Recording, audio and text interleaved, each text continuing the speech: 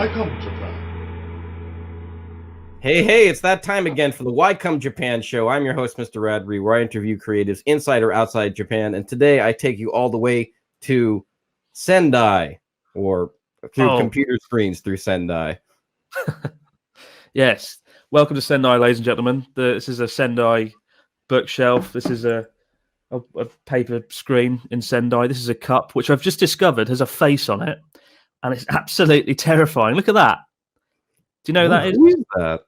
For our audio listeners, Chris is holding up a cup that has, it looks like Natsuki a little bit.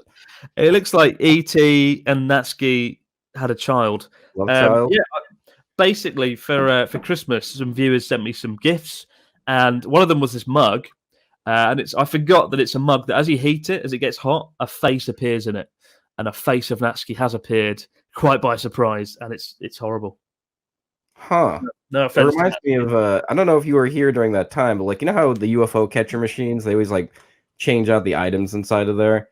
Yeah. One time they had toilet paper, like was written by the guy who wrote, Ringu or the Sadako movie, and he wrote the entire story on toilet paper. That's amazing. I forgot where it is. Books. What's this stupid books when we can have toilet rolls everywhere? I'll send you one. I still have another one if you want it. If you want to just make a video about it. I bought two for some odd reason. What a great thing to win. Usually I just win some reasonably priced mediocre chocolate. That would be amazing. Chips inside the UFO catcher sometimes. Like, really? That's the best gift you could put in there? I guess I should probably introduce my guest if nobody knows who he is. He's strong zero aficionado, fried chicken connoisseur, coffee drinker, interesting video maker. I guess I have to ask about that with the interesting videos that you make for the YouTube machine. Do you often have like a checklist when you make those? Well, I should probably say your name is Abroad in Japan. There you go. For in case anybody's like who stumbled across this and has, who lives in, I don't know. Where's a place where nobody would know who you are? Somalia. And I did make a joke about Somalia once in a video, and then I got a viewer from Somalia who was like, "How dare you make fun of my country?" And that was the point I realized that there were viewers in every country. So there's no escape. At least one person every country on earth has hopefully watched an Abroad in Japan video, for better or worse. Yes. What would you say is the number one video? In the comments has been very clever and said Britain. Nobody knows you in Britain. A worrying amount of people know me there. Yeah. Well, you're saying like in another podcast, I think it was like Deep Dive podcast with the Japan Times, that you say you don't like going out in public sometimes, particularly Tokyo. No, you know what? It's jarring and strange sometimes because I am in the middle of nowhere. Like now, I mean, Sendai is not technically the middle of nowhere, but it's not that many foreigners around. But, when you go to Tokyo, I do bump into people like 10, 15, 20 times a day. Huh. And I've never had an encounter where I've lost my temper with anyone or where it's gone bad. I love it. I love meeting viewers and hearing their story, why they came to Japan, what they're doing. But if you are having a bad day, and I've had times where I've got off an airplane after a 12-hour flight, landed in London, gone into the washroom and like splashed water all over my face, and I look like I've come out of a fucking horror film. And then someone will go, "Chris," and I'll be like, "No, not now. No, God, hello." And I love talking to them. It's great. But when if you're in the wrong place of mind at that point, it's not good. But you adapt to it and you get over it. But no, I do like meeting people. And I was just come back from the Sapporo Snow Festival where I was for 3 days, and I spoke to more viewers there than I've ever done in a 2 or 3 day period, to at least 150 viewers walking around, and I loved it. It was really fun. It's always great to hear people's stories. That's one of the best parts of doing YouTube. Right. I don't want to give the impression that I'm like this grumpy person where if you meet me, I'm going to be like, "Fuck off! How dare you talk to me?" Like I've always been composed with viewers, and I think I handle it all right. I know I was snarky and sarcastic, but I'm a normal guy at the end of the day. Right. Well, you know how with some famous people, like, for lack of a better example, like, the TV show Dexter? Yeah, Yeah, I know. I've never seen it though. I've always wanted to watch it. My mate literally told me the entire plot once at a coffee shop, and Oh, I really really? want to watch it. Is it the guy who is a murderer but's also a forensic scientist or something? Yeah, he's also a forensic scientist. He's killing people that are bad. Right. Well, because people would see him in public and they're like, "Hey, can you pretend you're killing us?" You know, like I don't know if they have a thing with you. Like, "Hey, could you? Do you have anything they request from you?" Not really, just a selfie. That's it. I've never been an encounter where you don't end up in a selfie. Even if you have flown for 12 hours and you look like crap, you have to do the selfie. But I got some heat the other day. I did my first live show in Sapporo, the Sapporo Snow Festival. I did my first live show in public. I walked down the street holding an iPhone on a stick, which is not a great fun thing to do necessarily. And it's so intense. There were 2,000 people on it. And I'm trying to host this live show whilst people in real time are watching the show and actually bumping into me in the park and coming over, giving me beers, chatting to me, which was great. There's a really nice German guy turned up because I've been complaining at the first part of the live show. I'd said, "Oh, I really want a drink. I've started this live show. I need a drink, but I can't get one while I'm filming." And about 10 minutes later, this German guy turned up and was like, "Oh, a beer." And I was like, "Yes, this is amazing. Thanks, man." And I chatted to him for a minute or two, but then I had to get back to the live show and I had to kind of be like, "Oh, sorry, mate. I just have to do the live show." And some people were like, "You are so mean. You're so awful to people." Come on, man. Honestly, really, that's not fair. I was on ice, literally abroad in Japan on ice, trying not to fucking fall over. It was -5. I had 2,000 people to try and engage in a live show, the first I'd ever done in public. And people were talking to me in real life. And it was so intense and jarring and confusing. And I thought a few people thought I was rude. Okay. Yeah. And but a few people thought I was rude. And that's the first time that I ever felt offended or upset by comments that people thinking I was rude when I don't think I am. I know I'm snarky and a dickhead on camera, but in real life, I like to think I'm nice, normal, relatively polite person. Yeah. Right. Well, I mean, what was it with live streaming? It just feels like it's so much at one moment. It takes a while to get used to. Like the first time I did this kind of show, it really freaked me out. Whoa, making me really self-conscious. It can be pretty intense, and especially if you're on the go moving. I've done live shows like this before, and it's nice sitting in a chair with a bit of coffee. It's great, but when you're walking down the street, it's really intense. But I enjoyed it so much that I'm definitely going to do it again. I will make it into a thing going forward. So. Right. So let's talk about the origins of what led to this interview today. So this all started when I noticed there was a notification on my phone saying "Abroad in Japan followed you back." I'm like, what? I'm like, this can't be right. This must be some Russian bot or something. And so and I went to it and no, it's really him. It's really Chris Broad. So I guess I have to ask, what brought me to your Twitter, my Twitter handle? Free publicity. I thought, yes, I could be on a live show and get some free. No, I am. I've seen your videos for years now. Japan. Yeah. You've been doing this for a long time, and that's something you look for as a creator. If you are going to be in an interview or do any sort of collaboration, you look for people who are consistent. And I've seen your videos pop up for years. You've done great interviews with people like Hika Simon, Patrick St. Michel from Japan Times. I like the one you did with Mayday-san the other week. But yeah, you've been around for ages, and I really respect that. And I thought, I didn't think, oh, let's do a live show there and then. I think you messaged me and I said, hey man, you're awesome. If you want to do something in the future, let me know. You said, do you want to do a live show? I said yes, and that was it. Yeah, I think there's this myth, isn't there, that if you are a big YouTuber, you're untouchable. If you have over, a few 100,000 subscribers, and it's not untrue. I suppose I do know a lot of YouTubers who will not be under 100,000 subscribers or something ridiculous like that. But at the end of the day, YouTube's a great way to meet people and make friends. Yeah, it really is. I mean, I don't discriminate on the number of subscribers. I discriminate on the color of your character. And if you've done something consistent well for years, as you have, then it's only a matter of time before people reach out to you.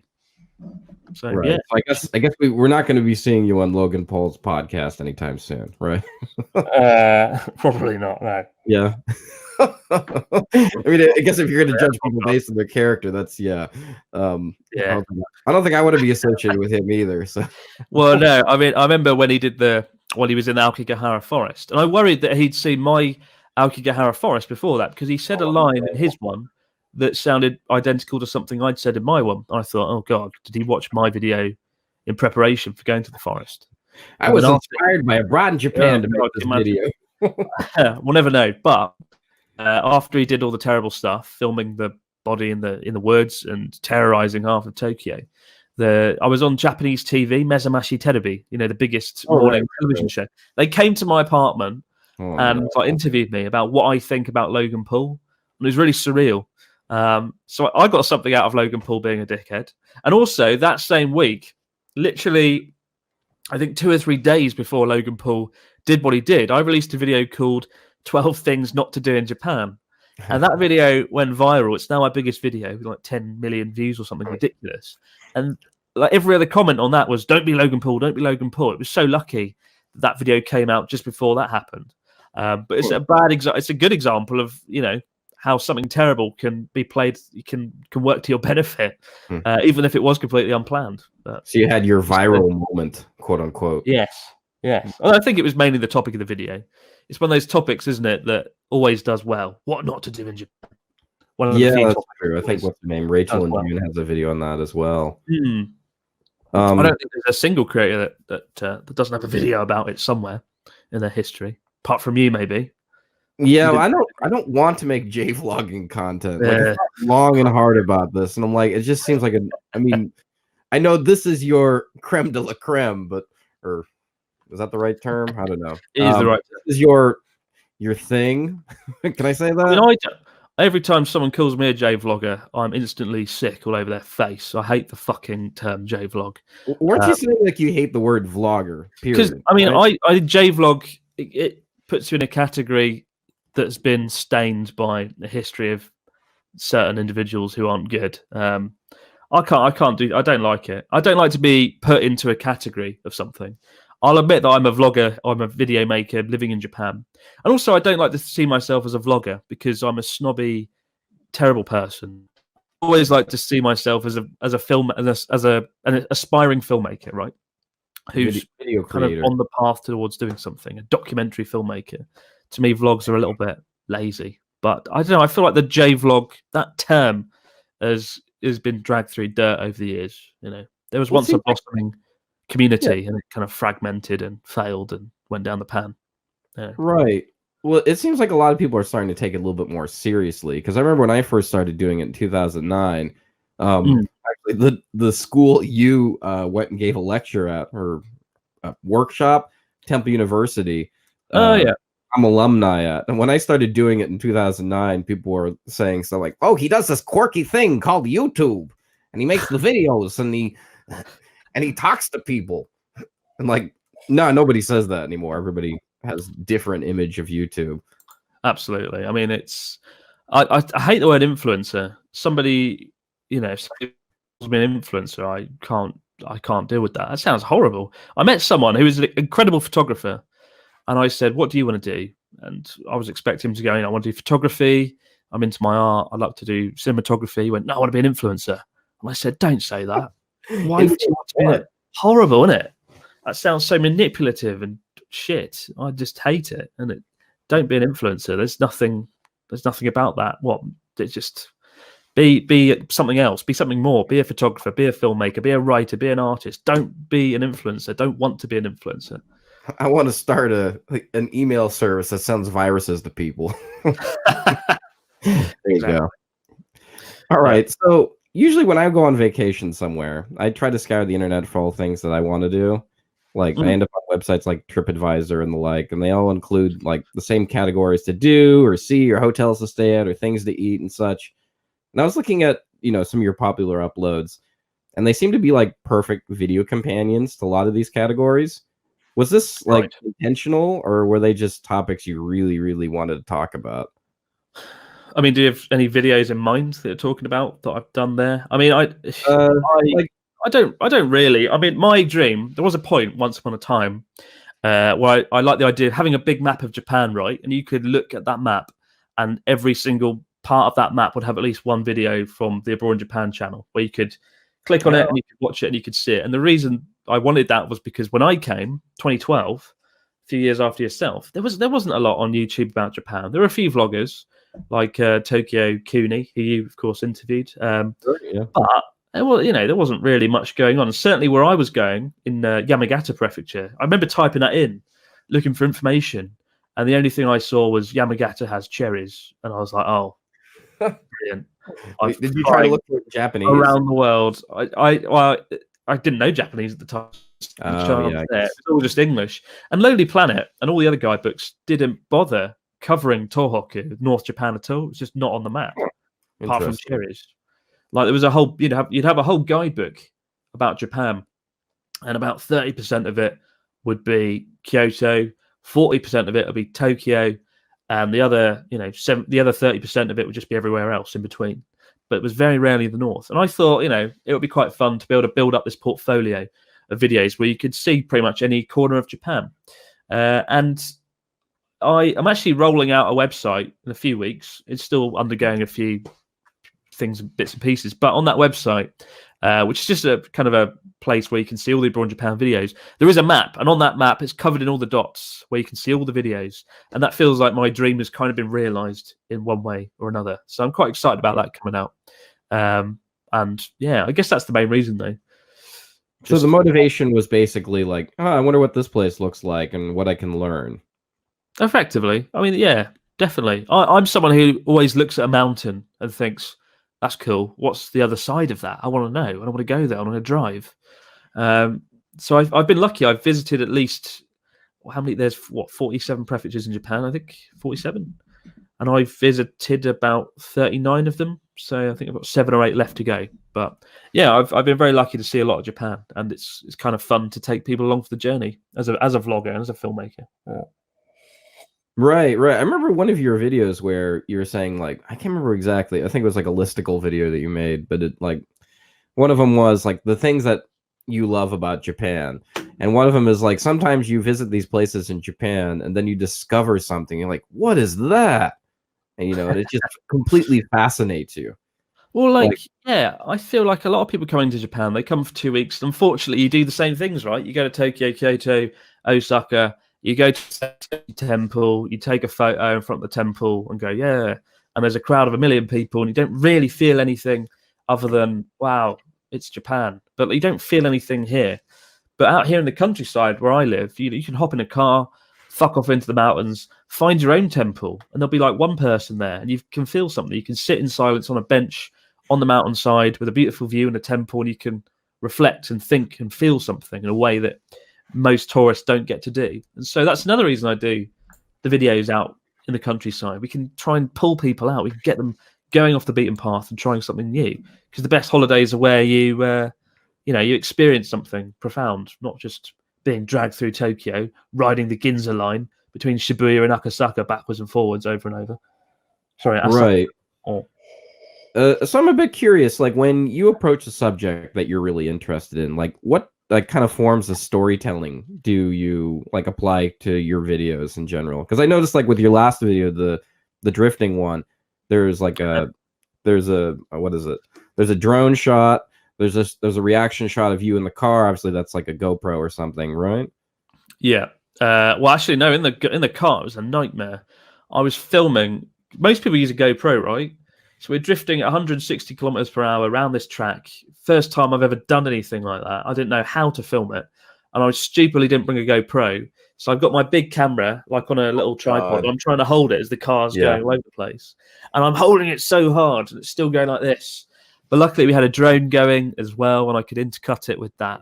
I did some of the drone shots myself, but by sheer good luck, there was a really nice bloke. I think he was from the US or Australia there that day. And he was just filming with his drone as well.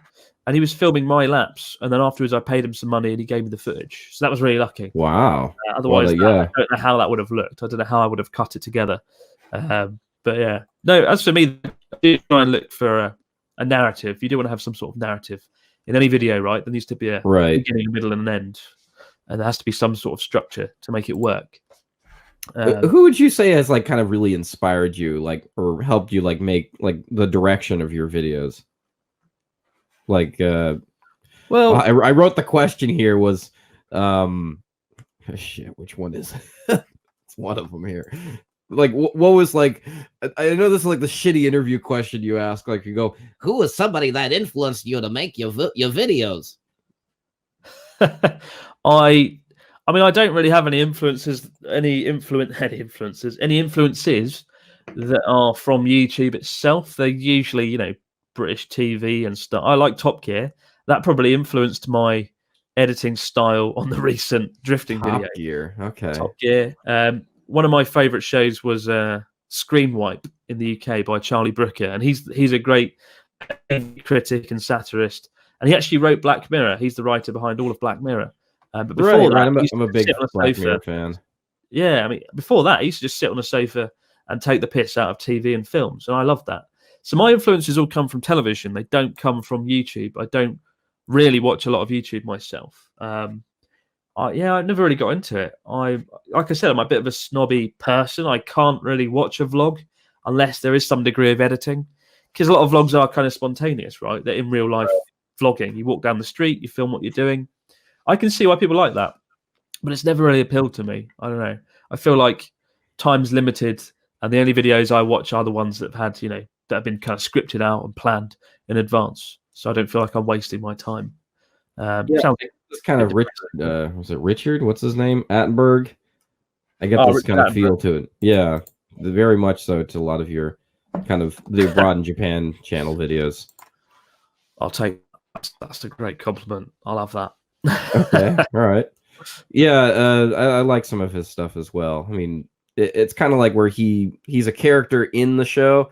Like I was watching another documentary series that was about Japan. Actually, I quite like. It was Japanorama by Jonathan Ruse, I think his name is. Oh, Jonathan Ross. Or Ross? Yeah, okay. That was pretty good. Ruse. Jonathan Ruse. What's his Ruse? His Ruse. Yeah, that was good. He loves Japan. I think the best shows that you see about Japan are the ones where the presenter actually has an interest in Japanese culture and knows a little bit. Like there was one recently with James May from Top Gear, of Top Gear fame, or the Grand Tour. And it's called James May's Man in Japan. And he traveled the country for, I think, 5 or 6 episodes, but he knew all about Japan and he had a deep appreciation for the culture, as Jonathan Ross did. The worst shows are the ones where they take a presenter who doesn't know anything about Japan, they walk them through Shibuya Crossing, and they go, it's different, amazing. Oh, it's so busy. Oh, yeah. And that's literally all they do. And I can't, it drives me mad. I remember I used to watch some of these shows where they used to come to Japan back in the 90s or maybe early 2000s, and they'd always film these large crowds, and they say things like, "Isn't this exciting?" Okay, I guess so. I'd say like 9 times out of 10, every TV show I've seen set in Japan, they start at Shibuya Crossing, and Shibuya's all right. There's some cool stuff there, but there's way more to Japan than Shibuya Crossing. And what I liked about James May's recent show, Man in Japan, the opening shot, he's just standing in front of a boat or something in the middle of a frozen lake in Hokkaido. It doesn't even look like Japan, but at least it's original and it's just him, you know, out doing something original and refreshing, rather than, it's just so different. Oh, it's so busy and there's lights and there's a road that's busy. Wow, Japan. So it's just you can really tell when somebody cares about something they're talking about. It's definitely like a difference in tone to the video. Okay, so you've mentioned on your Abroad in Japan podcast that you were interested in creating your own short film. I assume this would be a fictional story. Like, is there any stories that you want to tell? I'm not so sure, really. Yeah, I mean, that's the problem. Thinking of a good original narrative. I don't want to go out and just make a crappy short film for the sake of it. I don't know. Like the Pete Donaldson one you made in Osaka. That was kind of fun. Pete stumbling around Osaka. I think it'd be quite fun to do something with Natsuki. For those that don't know, that are listening for the first time, I've got a crazy, erratic Japanese friend called Natsuki. He is the most eccentric man I've met in Japan so far. And I just love putting him in wild and wacky situations. I nearly killed him the other day with some hot sauce. I saw that. First feast, the last dab, his mouth burst into flames. It was hilarious. I loved it. I would love to do a short film with him doing Yeah. something, maybe like walking around Osaka at night or in Tokyo. But the main thing with a short film, you need a plot, don't you? And that's Yeah. something I haven't sat down to think about. One of my friends had like the greatest idea for a short film. I think actually he's a former guest on the show, Atomic Boy X, FYI Tokyo, but he was saying you should do a short film where I don't know if you've ever been to a convenience store where you watch some of these Japanese people where they go in and they read the ingredients on whatever it is they're buying and they take forever. And they're just carefully reading it. And then sometimes they look at it and then they put it back. They put it back on the shelf.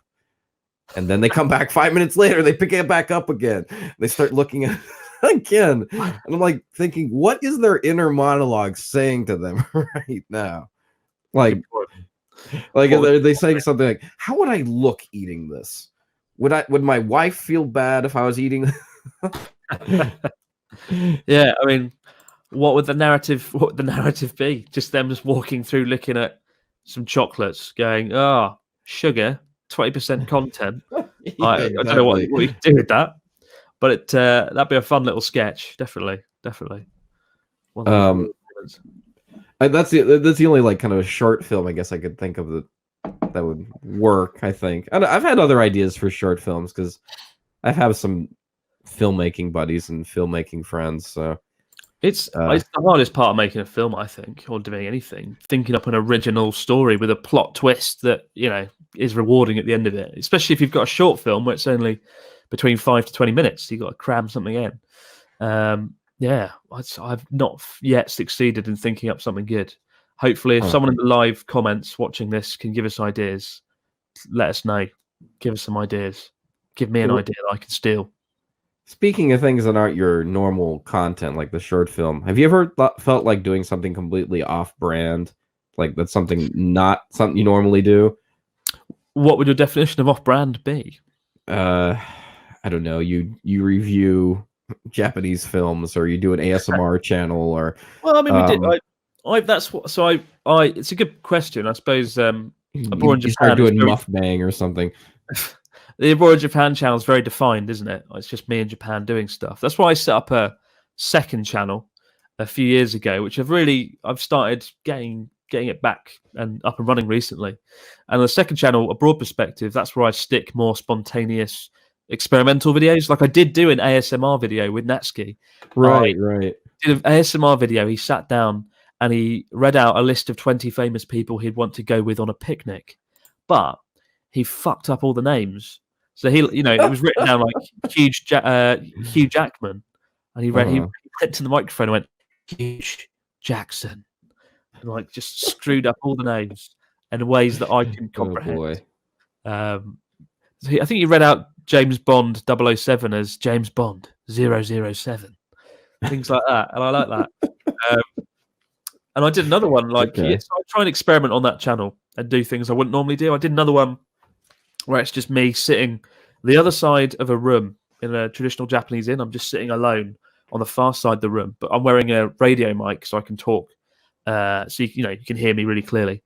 And that was just an experiment to see what that would look like and if you could still make a vlog by being so far away from the camera, because usually you have to be up close, right? Right. So I guess the second channel is my test bed for things and ideas. And originally, when I started my channel, I wanted it to be a comedy channel, not a channel necessarily about Japan. Right. But over the years, I've kind of gone more towards being a travel channel. By virtue of that is what people want, I think. Although I'm kind of going back to the old way right now. I'm in the process of scripting more comedy content because that's the sort of content that I really love making.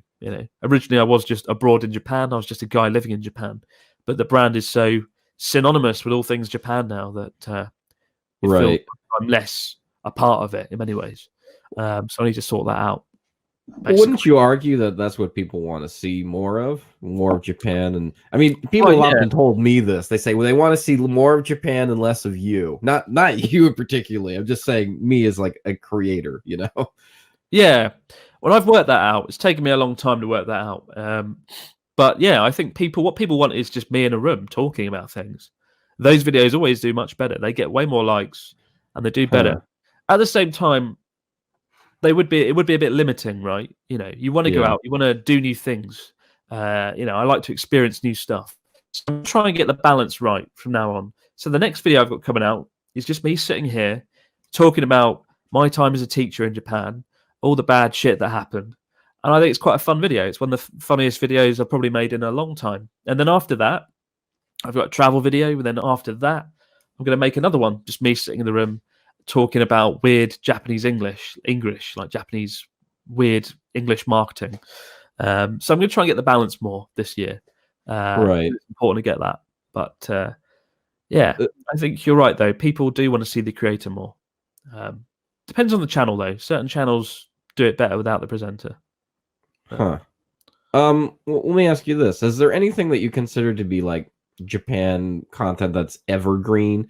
Evergreen meaning like it's it's perfect all year round. Like you can upload it anytime and it's always a successful video. Is there anything that, like you said, like that's your go-to topics? There's loads. I'd say like capsule hotel videos. I've never seen a capsule hotel yet. What is up with that? I don't get the appeal. People sitting in a small capsule. It's all a bit odd. Right. But people love that. So if you go out and do that tomorrow, 1 million views, job done. It's insane. True. Like I did it once and it went viral and I didn't know why.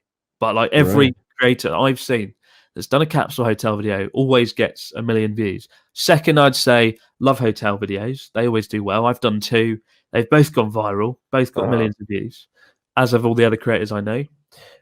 Food videos, Eric in the comments says, food videos. Wagyu, videos about Wagyu beef always get millions of views. Videos about what not to do in Japan. Of course, I'm guilty of that. I said earlier. Okay. I guess this question is obvious. Well, I think it's not necessarily obvious, but it's something I've had to think about a lot as a creator. Right. What I always tried. My previous strategy was always to make videos that were evergreen, not time sensitive. You could watch it 3 years later and it would still work. And I think that's a good strategy for any new creator because you can quickly build up a portfolio of videos that will stand the test of time. Very true. Yeah. And we've seen creators like Paolo from Tokyo, Day in My Life series. That series. That's mental, isn't it? How well that's I actually have not seen a single episode. I should watch one of those. Well, I've not really watched a single episode. I kind of flick through it. They always come up everywhere. But that was really interesting. That taught me that is something people want to see. They consistently do well. Not that I'll do it. I think he's already nailed that. He can do that. I'll do something else. Huh. All right. So you've previously said I've previously said that the Broad Japan show is like the gold standard in terms of like what a foreigner in Japan content should look like. Like when people ask me, do you agree that you've What's that? What's your definition of gold standard? What I mean, like, if you're gonna make a good video on Japan or like some sort of introduction video on Japan, it should look something like what the way Abroad in Japan does it. Because I mean, that's just my opinion. But do you feel like you agree you've made some of the best foreigner in Japan videos while you've been here? I think the Abroad Japan channel, there is a lot of good stuff on there. I did used to put a lot of effort, and I still do, into the videos. I don't just sit in a room, bash out a video in an afternoon and upload it. There's a careful process. The teaching English video, right, coming out hopefully tomorrow. Fingers crossed, it better fucking come out. I've only got myself to blame. Aren't you in control of this? No, but I'm so stupid. I'll think things through too much. I'll script it and I'll look at it and I'll be like, yeah. Then I'll film it, then I'll watch it, then I'll go, no, it's shit. I'll re-script it and film it again. And that's the kind of process that goes into it. It's You're at war with yourself, basically. I'm at war with myself. Okay. And I see every video as a project, right? It's not a quick disposable thing. It's something that needs to stand the test of time. It needs to be something that works in 5 years. It still needs to be funny. It needs to be educational. It needs to tick certain boxes. There needs to be like a joke every 20 seconds. There needs to be educational, tangible information. So you walk away feeling like, that was funny, but I learned something. And I'm amazed how many YouTubers don't do that because that's the simplest thing. Make it kind of witty, but also have a point. So viewers walk away feeling like they've learned something. And that's my formula. And because I I started YouTube back when I was a teacher. For first 3 years of YouTube, I only made like one video every 5 weeks, I think.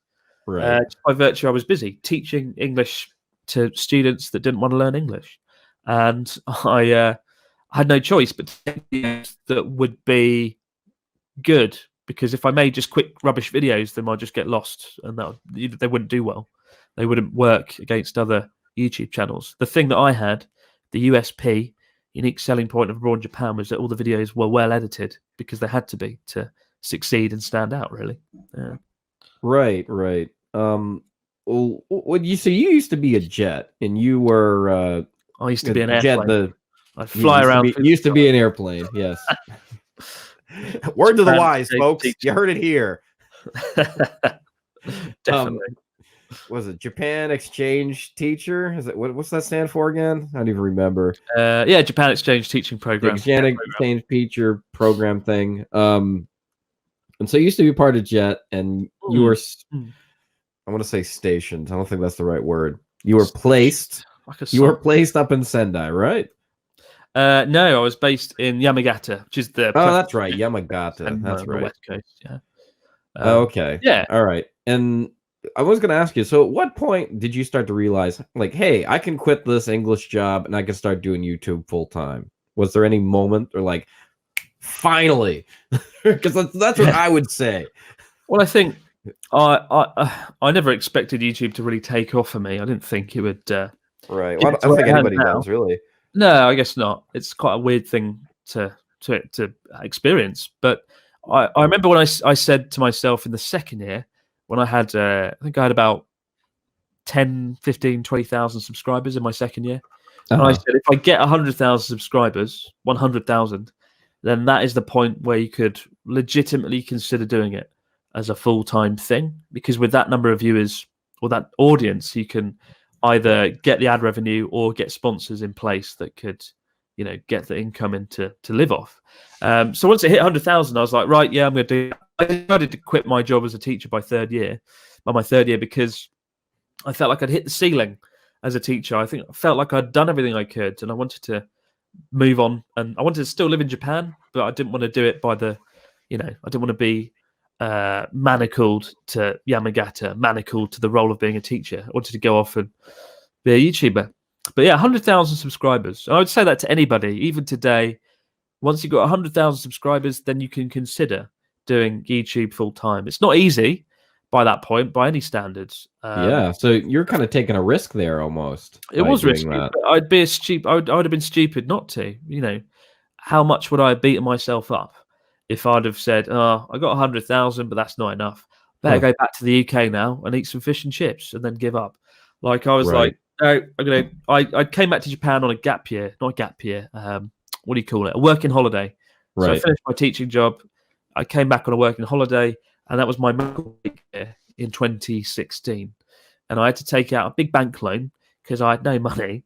And I took out a big bank loan and used that to fund the production of videos and fund my life in Japan. It was a pretty tough thing. I imagine you'd have to have. That takes a lot of confidence. It took a lot of confidence, but more than confidence, it was just regret. That worry. I always worry way more about regretting something than anything else. How would you feel, 50 years old, sitting in a room in London going, I could have had a YouTube channel and lived in Japan for longer. And I would have beat myself up about that in my imaginary London apartment in the future. Well, it's good to know that you've, would you say you've made it? Do you feel like you've made it? Or you don't even know what that means anymore? I don't know what that means. I mean, yeah. I don't know. I wouldn't say I made it, because, it could all go. The internet could blow up tomorrow and I'll be stuffed. Like I think you've made it when you've got a nice something. Well, I think you've made it once you've got a nice house paid off and you can not do anything and not worry about losing your house. And I'm very far from that. But I'm very lucky and fortunate in the position I'm in. It's been a bumpy road. It took me 4 years before I turned over enough money to really live off without subsidizing it with bank loans or a teacher's salary. It took about 4 years to get to that point. And that's why I say to anybody considering YouTube, got to be careful with it, because it's not an easy pathway, and you've really got to be into it. The reason I do it is because I love the process of making a video, right? I don't do it for views. I don't do it for money. I do it because I love the process of scripting, filming, and editing. That whole thing. It's just something I love. And if I didn't, then I wouldn't have the motivation to ever do it or put myself through a lot of the things I put myself through to get to this point. You know, It's all about the journey, what you're saying. the journey, which I'm still very much, I hope. You're still very what? Sorry, I think the internet cut out there for a second. I'm still on the journey, but my coffee. You're still on the journey. Oh, okay. Definitely. You want to get a refill? I'll be right for now. All shouldn't right. overdo it. Yeah, I don't know. I like 3 cups of coffee. Radrey is not a good Radrey. I'll tell you that much. I get like delirious and like I get headaches and things. I can usually only do 2. When the caffeine wears off, it's an absolute shit show. So I can empathize. So this is you, Chris, at like 2 cups, 3 cups. Which one are you on? I'm gonna say 2 cups. Okay, all right. That's probably ideal, or at least in my opinion. It runs out. So I was talking to a friend of the show, Chris Carlier of Mondo Mascots, whom of which you've collaborated in the past. Good old Chris. And he was telling me that even as a big creator, you sometimes struggle making content for YouTube a lot. Can you paint us like a picture of like what kind of challenges come with doing YouTube full time, opposed to like us that just do it as a hobby? I feel like, for me personally, there's a constant battle between making videos that I want to make and making videos that will do well. Once you reach a certain point doing YouTube, after 7 years in my case, you know what video will do well, right? If you put a gun to my head and said, Chris, increase your turnover by 300% by the end of the year, I'd be like, all right. And I'd go off and make 20 videos about a capsule hotel, more Love Hotel videos, some day in my life videos, following doing some stuff in Tokyo. I'd do all that shit because it's easy. But would I really want to do it? No, probably not. And so you've got to get the balance right. You've got to do what you enjoy. And I know a lot of YouTubers that get burned out from it. You feel like you can't take a break. You don't want to let down viewers. And as the weeks go by, if you don't release a video for 3 weeks, you can feel the heat. Your viewers will be like, where's the video? And you'll feel it here. You'll feel anxious. You feel like, shit, I've got to release something. I've got to do something. So you can never really switch off. Every day I wake up, I go through Twitter, Facebook, Instagram, YouTube, and you interact with people, you look over the statistics, the comments, you try and speak to as many people as you can. But by doing that, you feel like you never really switch off. I could be in the mountains in the most northern, far-flung, remote place in Japan, but as long as I've got my phone with me and it's switched on, there's no escape. You're very much in the matrix. You're very much plugged in. You're doing it. You're interacting with all these things. And that's my biggest flaw, that I struggle to switch that off and really be in the moment. And I felt like as the years have rolled on, as a creator, as a YouTuber, as an influencer, whatever you want to call it, I feel like I've been less in the moment and life has sped up and become faster and faster. And I'm 30 years old in 2 months. And I don't know where the last 3 years fucking went. They've been a good 3 years generally, but they've gone so fast. Yeah. And being an influencer just puts life on fast forward. So I have a lot of nightmares. You just call yourself an influencer? Oh God, what have I done? What have I done? I'm nothing anymore. I have a lot of nightmares where I'm like 80 years old and I'm about to die. And I'm like, oh shit, life went quick. What have I done? And so that's telling me something. That's telling me that I need to be in the moment a bit more. I need to switch off a bit more. Not stop making videos necessarily, but take a step back from social media. And you see that with a lot of YouTubers who do things like Twitter. Twitter's a great place to never feel like you can switch off. And that's why we see people like PewDiePie who've taken a step back from Twitter and YouTube entirely. He's not even on Twitter anymore, is he? Is he? He's left Twitter because they burned him out, I think. So, yeah, it's a tough thing, I guess. But at the same time, I haven't got the right to complain about it because I do live a lucky, great life. Has its ups and downs, but it's pretty good for the most part. So you feel like there has to be a limit on how much you can complain about it, right? Uh-huh. Otherwise, just do something else. Get out and go and do something else. I went on Twitter and I found PewDiePie, and it says his bio says, "I don't use Twitter. This account is just to prevent fake accounts." Yeah, Huh. that's him. Yeah, he switched it off, or he stopped doing it, I think. Huh. Yeah, But burnout is a real thing because whenever I try to like even comprehend or try to, like, the reason why I don't do J-vlogging content or want to do J-vlogging content is just if I go somewhere, like let's say I go to, I don't know, Takao-san, right? I go to the mountains. Like I just want to enjoy the day. I don't want to like absolutely. look at this from like a story point of view. You know? I don't know if you ever have that That's moment. when I'm traveling with friends, I never normally vlog or do anything, right? I just Right. want to be there. I want to enjoy it. I did vlog the recent Sapporo Snow Festival trip with my friends. I'd myself, Natsuki, Pete from the podcast, Sharla in Japan, and Chaki, my good Japanese friend Chaki. We had a good team of people. Oh, I right. Well, knew I would have it's like walked the away from that. Avengers. Well, You're all meeting up. yes, the disappointing Avenger squad. Oh yeah. Yeah.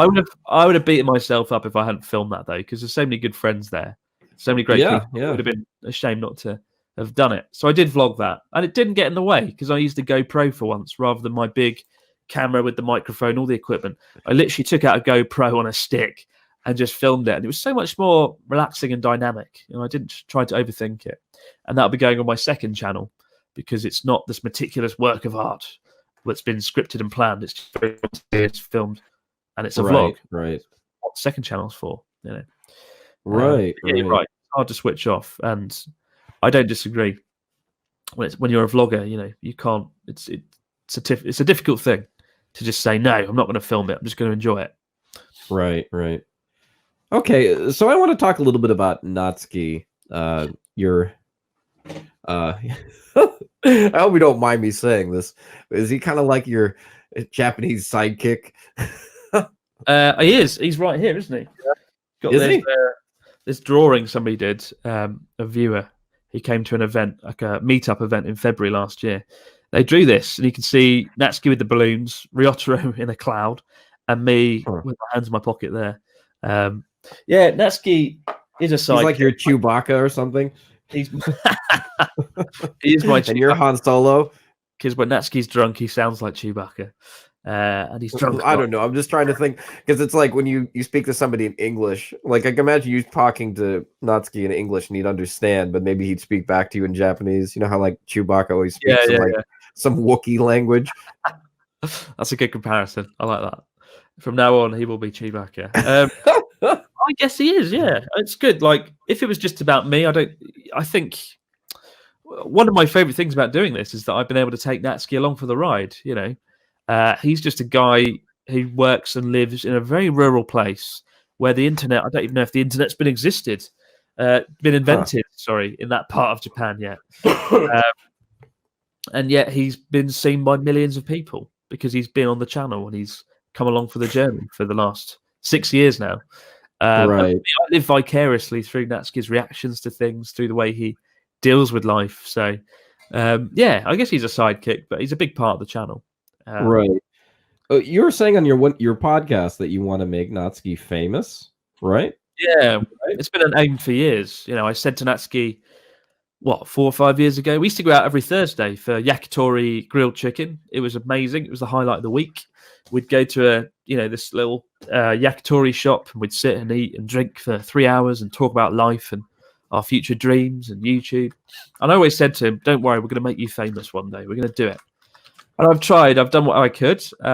He's been seen by millions. He's got his own unofficial fan club, the Natsuki fan club. And he's got quite a big cult following. He's got 50. I think he's almost got 50,000 followers on Instagram. The last time I checked, as well. Natsuki the Man is his Instagram name, and he always uploads weird photos there. But I think for me, that would be like the ultimate dream, to give Natsuki some degree of fame that isn't too reliant on the Abroad in Japan channel. But whether it will happen or not, I don't know. He's getting on a bit now, and I'm not so sure we'll ever hit our goal. But we'll give another shot this year. Going to put him at the forefront of more videos and see if we can do it. Like, what do you want to make him famous for? Just his personality or his music? Well, I mean, like he's a musician, right? He is a musician, but I think the thing I want to make him famous for is he just brings joy to a lot of people because he is a very unique way of looking at the world. He's very laid back. He's very relaxed. He is somebody who was a wannabe rock star. I think he still is. Right. So he just kind of chilled out. And, I've found, and a lot of people have found, that if you're having a bad day, you can watch Natsuki just being Natsuki, bumbling around, doing silly things, being quite innocent and naive with the world. And it's quite refreshing, almost like watching a child in many ways, in the same way people like watching children mess around and discover the world. I feel like that with Natsuki.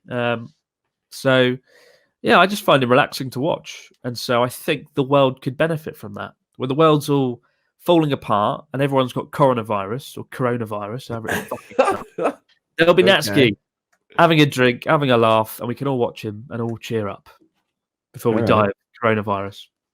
We're relevant now. Yes. You can timestamp this. Like, I'm sure, pretty sure, like, just how, like, the swine flu or all those other diseases, you can tell when this interview was recorded. Definitely. So, my last written question that I had for you was, I always like to end in, like, a silly question. So, on your bookshelf, you have this book on your bookshelf. Oh, we're the same. Yeah. Philosophy book. Big. Yeah. It says the philosophy book. Big ideas simply explained. Yeah. I mean, I just have this book to look smart. Why do you have it? It's quite a strange reason, actually. I never really studied philosophy. I always thought philosophy was just something people at Oxford University did round the fireplace and tried to one up each other with their knowledge of various Greek philosophy. It's probably true. Theories and yes, but I bought it because I learned this memorization technique where I could memorize like everything really effortlessly and brilliantly. And I bought this book. My aim was to go through, and I think there's like 250 theories in this book, 250 theories of philosophy or Is there? philosophers or something like that. And I was going to go through every single page and memorize all of them, like when they were discovered or when they were like theorized, who the person was, where it was, all the key details.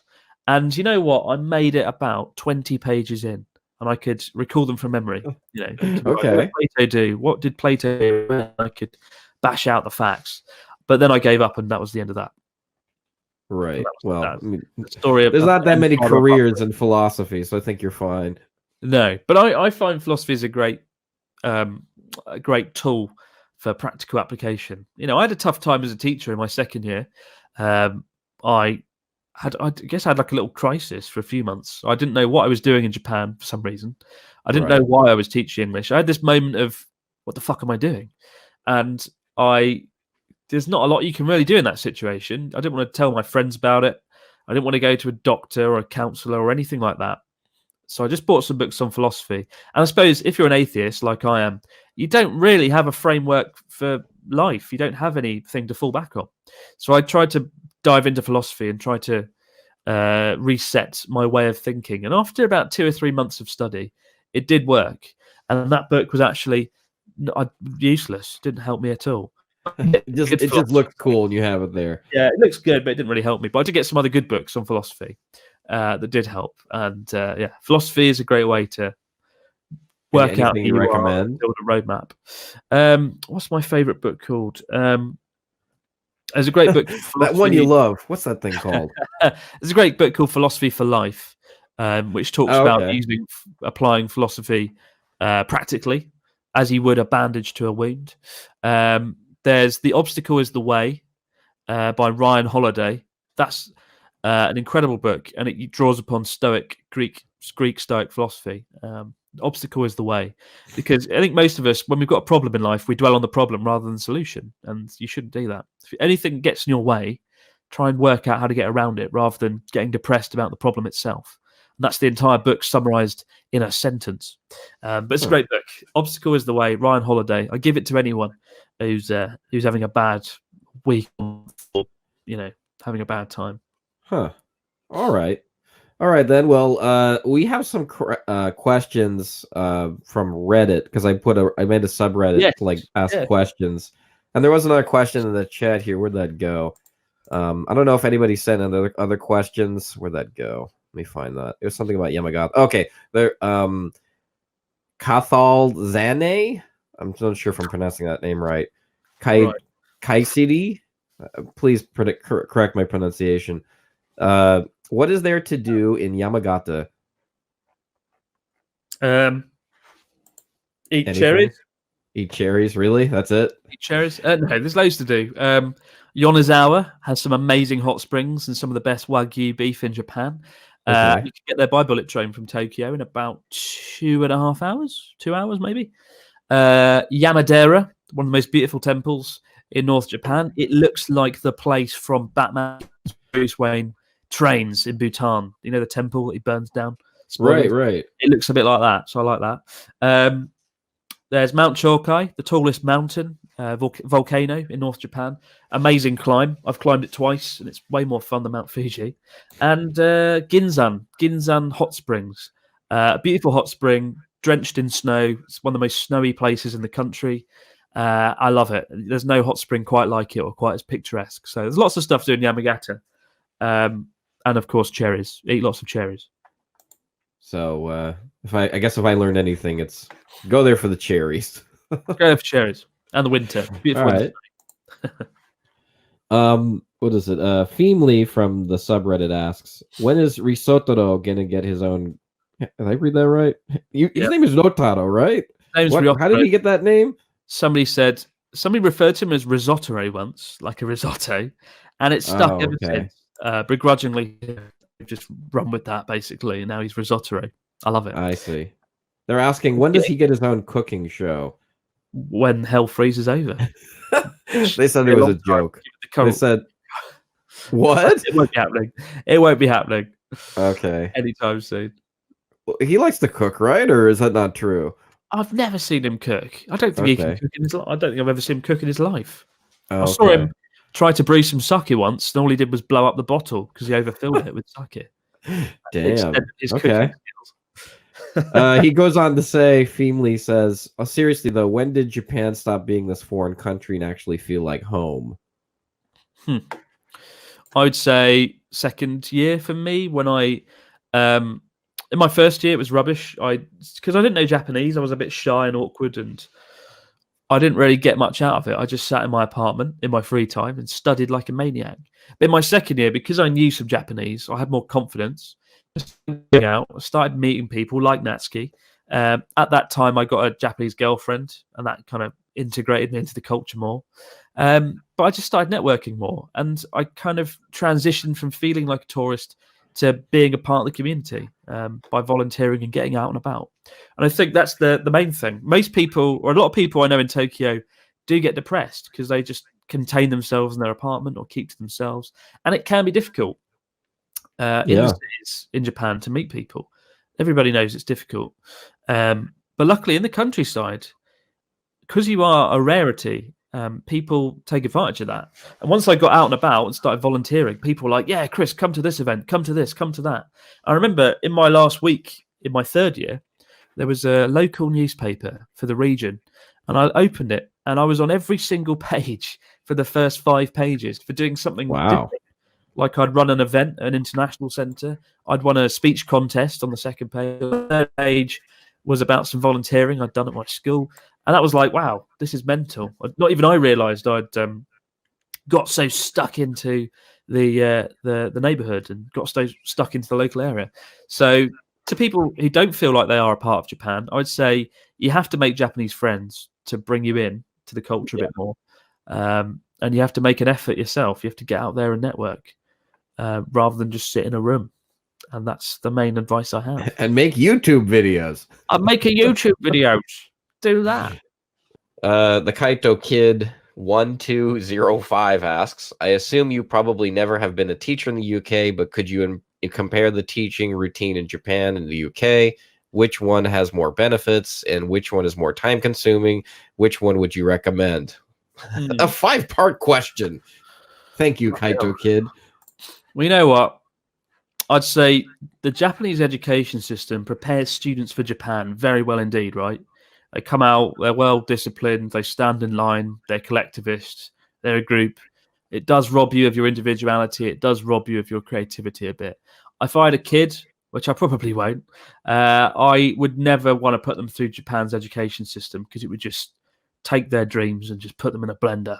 And that's the good thing about the British education system. You are prepared for the world, right? You're prepared to go on and take on the world. You can be placed, you could come out of you could come out of British school and you could end up any country in the world and you could handle it. But I think in Japan, they don't prepare you for the world. They prepare you for Japan, and it's rigid. Which is good and bad. We have low crime here. Low crime, people play by the rules. That's what makes Japan so good. People work hard. They don't cut corners. On the other hand, limited individuality. So roundabouts, really. Swings and roundabouts. Yeah. All right, so the next question we have here is Endeavor1G2. Well, they wrote me a letter. Hi, Chris. I'm super excited to have this chance to have a two-part question that's been on my mind for a while now. It is my goal to... I guess so. All right. It's a long one. It is my goal to go to Japan and teach English after I get it fluently with the Japanese language. As the first part of my question is, how welcoming are the Japanese people in schools, both on the staff team and students, to foreign English teachers? In your years of experience, how would you accurately describe the dynamic between both sides of the spectrum being the students and the staff? That's the first part. You want me to read the second part? You want to answer the first one first? Is the second part related? I guess. The second part of my question... Okay. The second part of my question is, what do you personally think about the schools that are specifically catered to teach English compared to regular schools? I cannot remember the Japanese name of these specific schools, but I hope to have a good enough description of what they are. Thank you for taking the time to read my question. If it doesn't end up replying to it, I apologize for its length. You better apologize. No, I'm joking. Thank you, Endeavor1G2. Oh, Lord. That's a lengthy question. What I would say is just watch my brand new video, Teaching in Japan. There you go. Hit two birds with one stone. I'm going to cover that in the video in depth. What I will say is I never had any bad problems, really. At my school, it was ever disrespectful to me personally. I always felt valued. The English teachers that I worked with, the Japanese English teachers, were good, and they never really put me down. Some of them didn't know how to use me, and they just used me as a broken fucking record, repeating the same words over and over for students to listen to and repeat. But for the most part, it was good. And I think the main problem was, given I lived in the middle of nowhere in rural Japan, where English isn't needed or used, a lot of people did feel like, a lot of students felt like, why is this relevant? Why are we learning English? And they should have spent more time telling students why English is good and why they should learn it, because they don't bother. But yeah, for the most part, it was great. But no, check out my new video. Answers are coming in that video. I have some weird comment in the chat. Feel free to answer this however you want. Sure. Green Cyclist says, can you ask Chris if he's still in Tokyo Creative? And if Japan is accepting his sexual orientation when he first arrived. What does that mean? I have no idea. I don't know. Maybe do you identify as trans privately? I'm heterosexual, and so I was fine. No problem there. Am I still with Tokyo Creative? Yeah, I do stuff with them. Obviously, they had a transition period last year, which means Chris Okano left the company and moved to Korea. But for some reason, didn't feel the need to make a video or tell anyone about that. You know what? I've had people for fucking months going, what's going on with Tokyo Creative? What's going on with Tokyo Creative? And I'll tell you, because I'm fed up, because Chris Okano didn't fucking say anything about it, right? If you're leaving a company, at least tell people. If you build a company around yourself for 2 years, right, and then you just disappear one afternoon, you think you'd be like, oh, we had a management falling out, and then I moved to Korea. Bye. And then that'd be it. But instead, he just disappeared. He didn't say anything. And then everyone's just been asking me every day for 6 months or a year now, or whatever it is, what happened to Tokyo Creative? And that's what happened. You know, he just went to Korea. Now, Chris is a good friend of mine. I still like Chris. But I feel like he should have handled that better. Because a lot of people felt like he thought he owned Tokyo Creative, but he didn't. Right. The CEO, right? But Tokyo Creative still exists. It's more shrunk down now. It's more down to a core group of staff, but it's still doing stuff, and I still work with them, and I like the people that work there. But it's changed from what it was going to be. Chris had a good vision. Credit where it's due to him. He had a decent vision. He wanted to turn it into something really big and special, but that didn't happen. I think he had a falling out or a disagreement with the owners, and that was that. And they cut the staff down from double digits to single digits, I think. Whoa. And, yeah, but it's still going by, and it's still the thing I like Tokyo Creative for. And they are good. I mean, there's some great people that work there. Really nice people, friends by all accounts. And the reason I like Tokyo Creative was I could go to Tokyo, right? Yeah. And I'd be making a video, and I don't have a cameraman, and I could be like, "Hey guys, can you help me film this?" And then they'd send someone to help me film it, and that's what I liked about Tokyo Creative. And they still do that sometimes, but as I said, their staff numbers are a bit more refined. But I think they're focused now on making a profitable company rather than just making a brand that wasn't sure what it was doing. So right. Here's a very well, you can answer this one if you want. Brandon Popovich asks, how do you get the money to be able to do what you do? Well, ad revenue and Patreon mainly, I guess. Like, as I said, the first 4 years didn't really make any money from YouTube, and I had to subsidize everything with my teaching salary. And then in the 4th year, took out a nice big bank loan, which I paid off relatively quickly once things had got up and running. And then after that, ad revenue from YouTube and Patreon has been invaluable. Like, I've got a pretty strong Abroad in Japan Patreon community. I dedicate a fair bit of time to that, to making like exclusive videos, behind the scenes stuff, so they feel like they're in the loop. And I'm proud of that. But yeah, it's the combination of those things. And merchandise, which is made about $5. I've been selling merchandise for 3 years now. Yeah, I did right at the start, but it's kind of faded off, and I've never promoted it. And not that bothered about that, really. Are you much? I was going to ask you this. Are you much of a coffee snob, or is any kind of coffee fine? No, like you'll drink Boss, you'll really. drink. Okay, I'll drink whatever I need to stay awake. So you're okay with like the canned coffee? Because I personally can't stand that stuff. Like, unless I'm desperate for coffee, I'll drink it. It makes me physically sick now. Does it? When I was a teacher, I used to just get out the vending machine as I ran into the classroom, downed it, and then taught mediocre English for 50 minutes. But like, yeah, as I said though, like making money as a YouTuber, it's not easy. It takes a lot of time, and you should never start YouTube with the aim of making money. You should start with the aim of making videos that get viewed and people can relate to, and go from there. Yeah, I've been very lucky though. It's taken a long time, but yeah, it's worked out pretty well in the last few years, I guess. Hard work. It's worked out. All right, so last of the Reddit comments, Spooker231 asks, hi, I recently got an offer to study in Japan and I would like to work there after graduating. However, I came to know the work culture in Japan is horrible. Is that actually true? Would you recommend people to go to Japan to live and work there as a foreigner? Main thing about Japan is that I like the friendly and helpful people. Hopefully work culture won't get too much in the way. P.S. I really love your videos. Awesome. I don't know. The way you wrote that made it sound that way. I would never work for a Japanese company. The end. No, I'd only work for a company in Japan if they had they'd either had overseas experience with the work culture outside Japan, or if it was run by foreigners, because the Japanese work culture is brutal. There is no clear line between work and life. There is no balance, from what I know. I don't know many people working in Japanese companies that have that balance. It's quite rare. So be aware of that. Be careful who you work for, because you might have to spend 5 days a week going out after work, drinking loads of beer with your colleagues, and you will probably never get much free time. I know a lot of people that can't even take holiday because it's bad to take holiday in Japan, right? You're seen as the weak worker. And many people here don't leave, have their whole year, and they still have their 20 days work holiday, their 20 days work leave still intact because they don't use them. Because you suddenly, when you leave work, you're seen as letting down your colleagues, right? If you take 2 weeks off, it's a big deal in Japan. You're letting down your colleagues, you're causing problems. So most people don't, and that's a really big problem. That's a real shame. But no, I would have a hard time working for a Japanese company. And so be careful who you work for here, because it could end very badly indeed.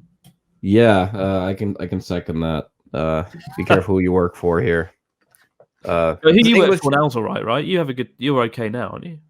yeah, teaching's no, a I little mean bit different. English teaching's simple. I mean that's why I probably still do it. It's simple and it Yeah. doesn't demand too much from you like a normal. Like No. if you worked at like Sony or any of these big name places, a realistic look for you would be like you finish at 12 at midnight, or no, you take the last train, maybe not midnight. You take the last train and then you get home and then you have to wake up at 5 a.m. to catch first train. Not fun. That's how horrible it is. That's not the dream. No. Yeah, it's not a dream. I mean, unless you really love working at Square Enix or Sony or any of these big name brand companies, unless you get a lot of kick out of it, then do it. But yeah, I know that was a question for you, but that's just my 2 cents added to it. Yeah, absolutely. It's important to hear these things. All right, Chris, that's pretty much it for today. Anything you want to say before we go? No, subscribe to the Broad Japan channel and watch the new teaching video, given that there seems to be so many questions about it. Should be up on Sunday, which means it'll probably be up on Monday. But yeah, check it out. But thanks for watching and listening, guys, no matter where you might be out there in the world. Yeah, thanks for joining the chat, or people who sent their questions. It was a lot of fun. So next week here on Why Come Japan, BLK UNK will be on the show. Blunk Unk is his name. He's been making videos forever. It'll be a person-in-person interview. It won't be one of these through the internet, but but sometimes you have to do person-in-person or what is it, internet videos, because what do you call this, live stream through Hangout live stream, Hangout live streams. I don't know. I had some people tell me, like, I don't want to listen to the show if the person's not there, they're not physically there. I'm like, oh, okay, but it worked pretty well. I think this worked great personally. It was like you were in my ears for the last 2 hours, for better or worse. Yeah, worked out pretty well, quality wise. So, God bless Japanese speedy internet. Yeah. What they'll do in London. This wouldn't work in the UK. You don't think so? Oh, fuck no. The internet there's dreadful. Well, like, what's the upload speed there? Is it really low? Shit. Nothing. There's just nothing. We're done. Terrible. It's really bad. Yeah. God bless Japan's internet.